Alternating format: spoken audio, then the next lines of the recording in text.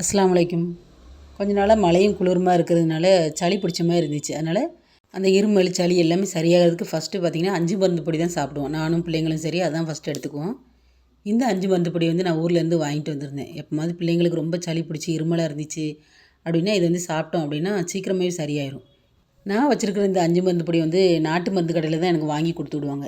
இந்த மருந்து பொடியில் என்னெல்லாம் சேர்த்துருப்பாங்க அப்படின்னா வால்மிளகு, சுக்கு, அதுக்கப்புறம் வந்து திப்பிலி சேர்த்துருப்பாங்க, அதிமதுரம், இன்னும் நிறைய மருந்து பொருள்லாம் சேர்த்து தான் பவுட்ரு பண்ணி இதில் வரும். அது வந்து எப்போவுமே வாங்கி வச்சுருவேன். நைட்டு தூக்கம் இல்லாமல் ரொம்ப இருமலாக இருந்துச்சு அப்படின்னா கொஞ்சமாக மருந்து பொடி எடுத்துகிட்டு அதில் தேன் கலந்து சாப்பிட்டுட்டு வெந்நி குடிச்சிடணும். ஏன்னா இதில் கொஞ்சம் காட்டன் ஜாஸ்தி இருக்கிறதுனால சளி அப்படியே கம்மி பண்ணிடும்.